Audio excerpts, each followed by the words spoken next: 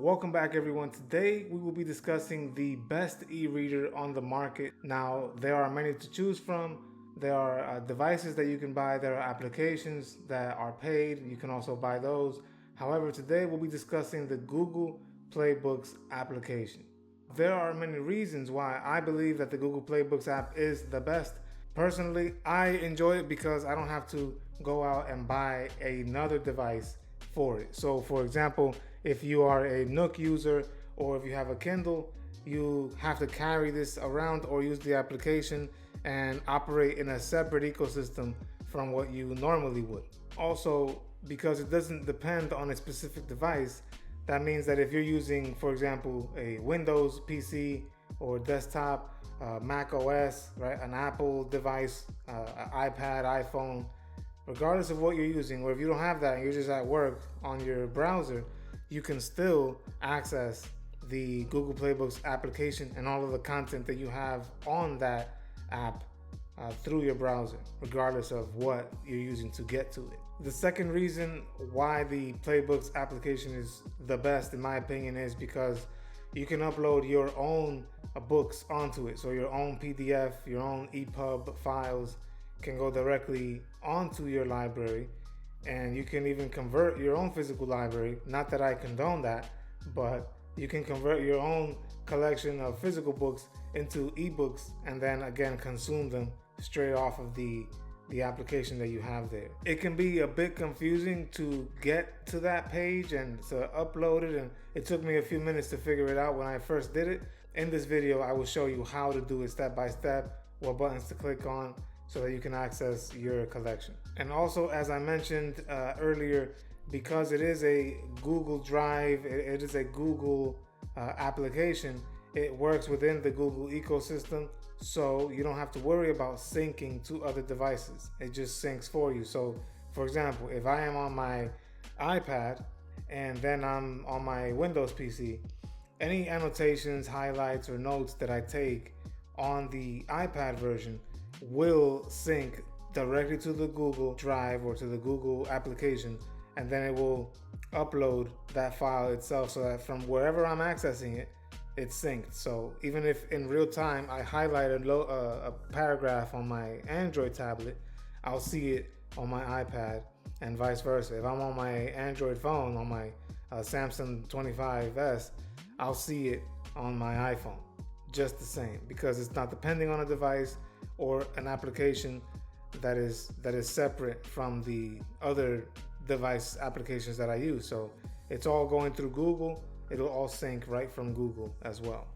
I would say that this next reason why is the most important reason for me, at least, and that is any annotations that I make on my ebook will sync to my Google Drive folder, the Google Play Books app folder. So all of the books will have a Google Docs document created for them, so that as I read and annotate, the quotes are copied and pasted into that Google Drive document itself. And again, I'll show you right now on my screen how to get to it, where those books are, where those annotations are saved, and how you can enable that, because it's not done for you automatically. It took me a while also to figure out that it was a setting that I had to enable so that it can sync your annotations to your Google Drive, and then from there you can do with it what you want. You don't have to worry about paying some premium version or paying for a file to be made for you. Another reason why the application is so great is you can also customize your reading experience. So let's say you prefer to read in a dark setting, in a black background with white text, you can switch that. There are other hues in between black and white that you can choose from. You can increase the font size, decrease it, increase or decrease the spacing between the lines, the margins. There are many things that you can do on the application, on the settings, to edit the way that you're consuming your reading. The application also has an offline mode. You can just download the book offline and then read it. When it does connect back up to your internet, it'll just sync the notes at that moment. So again, another neat feature to have.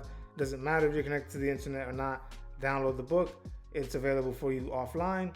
you make any annotations or highlights to the book, and it will just sync as soon as it connects to the internet again, seamlessly. Another underrated feature that it has is that, remember, because your notes are saved to a Google document itself, while you're actively reading it and the annotations are again being edited, added, removed, whatever, you can share this document, this living document, with someone else, and they can kind of see what you're getting out of the book, and they can do that to you as well. So you can share notes on the experience. You can kind of see how someone's consuming a book. It's just a great feature to have if you have a small reading group or something of that nature. It's just really nice to see what other people think about the same book while you're also reading that book. Another great feature that the Google Play Books has is the audio feature. So if you are like myself and you spend a long time driving, or you work out all the time, you probably listen to your books a lot more than you sit down to read. I also have 2 small children, and let's just say they take up a lot of time, so most of my reading I do through my headset. So right on the application, you click on the settings on the top right. Again, I'll show you how to do that as well on the screen, and you can click on read aloud. He would surely reply that medicine gives drugs and meat and drink to human bodies. Now, the great thing about this application, again, is that unlike other applications where they'll expect you to pay a premium version to do this, you can just use the audio version. You can turn off your phone, or not turn it off, but you know what I mean, put it to sleep, and it will continue to play. And just like your music, where you can double tap the screen or just gesture the phone to awaken, you can skip or you can pause the book right on there without having to unlock the device and go through the entire book to pause it. It works just like you would with your music. So there you have it, folks. Those are the reasons why I think personally that the Google Play Books application is the king of e-readers at this moment. For me personally, I do not want to have yet another extra device in my backpack or in my pockets that I have to worry about charging, maintaining, not dropping somewhere. It's just comfortable to know that I walk out of my house and I literally have my library of books that I find that I need at the moment with me at all times, without having to carry yet another device with me. Another reason is the Google Docs integration. So again, I also don't have to carry a notebook of notes, or I don't have to have a separate application where I'm copying my notes into it, or pay a subscription fee in order to get those notes to render into a separate document. I just have them all there. They are then copied into a Google Docs that then I can edit, customize, and do whatever I wish on my own. Also, you have the ability to, most importantly, download the application or access the URL to the application on any device that has a web browser whatsoever, right? So Windows, Mac OS, Linux, anything that can take you to the internet can take you to these books that you have on your Google Play Books app. And that's all I have to share with you today.